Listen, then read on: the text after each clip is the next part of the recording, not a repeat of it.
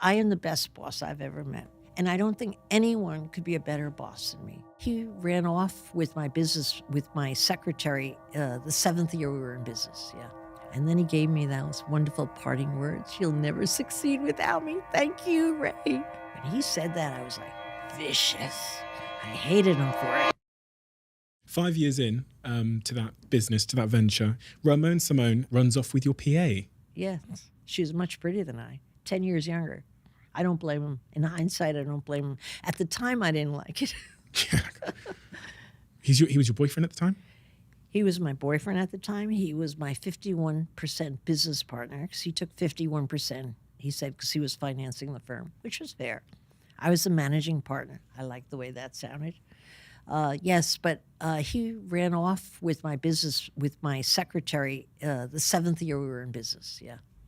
That was shocking. I didn't expect that. But you know, those blows that happen to egos seem the worst at the time. But it doesn't take you long to realize why they happen and why they're the best things. I mean, if he didn't run off with her, I would have never started the Corcoran Group. I'd still be Corcoran Simone working with him. I mean, that got me off my butt to start my own company without his help right away because I was a scorned woman. And I couldn't stand seeing them throw kisses at each other during the workday. It drove me crazy. And so I left. I just left. We cut the company in half. At the time, we only had 14 people. He took 7, I took 7, and off I went. Thank God that happened. And then he gave me those wonderful parting words. You'll never succeed without me. Thank you, Ray. Did that drive you, those words, for I was the foreseeable? pissed. When he said that, I was like, vicious. I hated him for it. But I walked out the door hating him for it. I hated him for it the next month, the year after that, and the year after that. And then I started thanking him for it. Really? Yeah. I realized it was a gift. You know, insult can really be a wonderful motivator.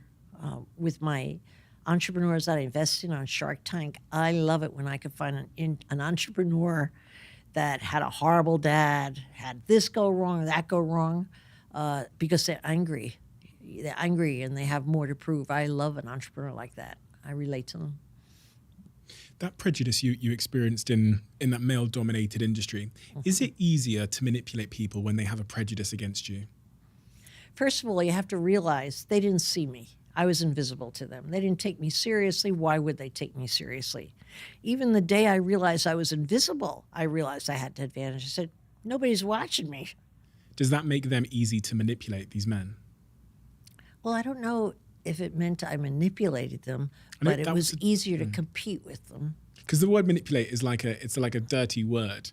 But at the end of the day, if someone is thinking that you don't matter and they're like disrespecting you or they are sexist towards you, their underestimation seems like an opportunity. It's a great opportunity. You know who was easy to manipulate, though? Because when the business got large, we were more dependent on huge development sites where they had 300-400 condos for sale. We'd have to get control of that building. And I was the salesman who got the control. I went out after the developers. The developers you could manipulate easily as a woman. They had all men working for them. It was a man's world, real estate. The developers didn't take me seriously at all, but I flirted. I cajoled. I wore short skirts. I dressed well in tight suits. I played my cards. I wore high heels, even though my feet were killing me.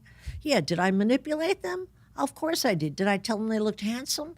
They were all handsome. Did I tell them they were brilliant? You're brilliant. They were all brilliant. Did I manipulate? Yes. I don't even think I'll go to heaven, if you want to call it manipulation. And your workforce, if I spoke to one of your employees and said, what's Barbara like to work with? What do you imagine they would say to me? I know what they would say, and you won't believe me. They would say, I love Barbara. Well, She's I actually perfect. spoke to your assistant. Oh, you did? Well, she's going to lie. Emily? Yeah, she said you are a nightmare. No, I'm joking. No, I'm joking. she wouldn't say that. But you know, you have to realize who you're asking. Emily is an absolute angel on earth. She has never had a bad day. I wish I was her. She's incredible. So you can't ask her. You have to ask a son of a bitch who works for me. What would they say? They would say, we love Barbara. I'm telling you, and I deserve it. I don't mean to brag, but I am the best boss I've ever met. by far.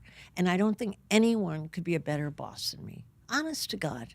And I think the root of being a good boss is from the very first day I was in business, I understood the cardinal rule, which is I work for you, you don't work for me. And that's my attitude my entire life. What can I do for you? How can I make your job easier? What don't you like to do? What would you rather do? How could I be this for you? What else do you want? I shower my people with anything they need selflessly. And you'd say, well, that doesn't put the boss ahead. It does, because as they get stronger and go up the rank, they carry me for a free ride along with them. That's how it goes. No, I do believe the key to being a big boss, a growing boss, and a great boss is really understand you work for who's working for you. It's as simple as that, you know? It's kind of like being a good mother in a way. You're a slave to your kids. You just want to please your children, you know? I've been thinking about something recently about how leadership isn't about being, and this kind of sounds like it's wrong, but let me explain. Leadership isn't about being consistent with your people. Some people in your team will require a certain type of treatment to get the best out of them. And then some people in your team will require probably the opposite treatment to get the best out of them. Can you relate to that? Does that strike you? Can I tell you, it's a misnomer that you would treat anyone like someone else. No, I was biased with every single person who worked with me. I would do different things for different people based on their own need. I would just really size them up. What's going to push this kid ahead? What's going to make this person have confidence? What could I do to... And I had a different formula for everyone. No, I think the key was knowing each individual and what floats their boat. What's important to them? What's going to make them better? No, I was never even handed, ever, with any of the people I worked with, because they were all individuals. And today, more than ever, people really want to be individuals. They want to be treated as individuals. Their interests first. You know, I meet a lot of my peers who complain that the modern day worker wants to be promoted fast, wants their interests met. I'm like, well, that's fine. I've always done that. You know, that's the right way to handle people, to get the best out of people. Yeah, no, that's the way to go. Wherever that philosophy came from, they haven't created a big team, or they know better.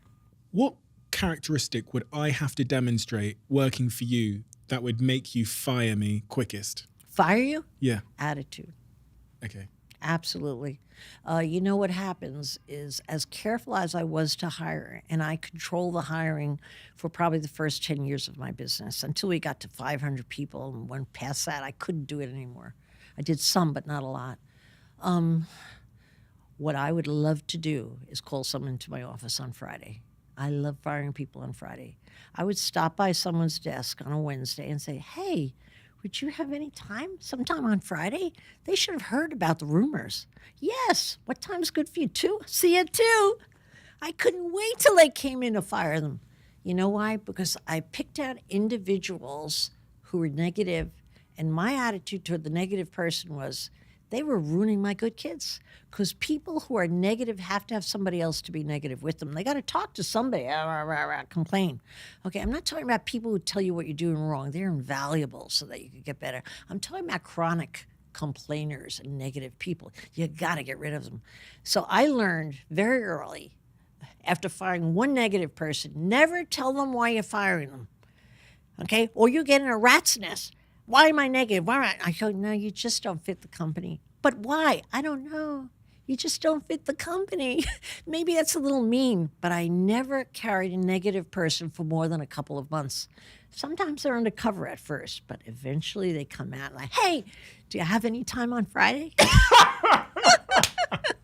If you love the Diary of a CEO brand and you watch this channel, please do me a huge favor. Become part of the 15% of the viewers on this channel that have hit the subscribe button. It helps us tremendously, and the bigger the channel gets, the bigger the guests.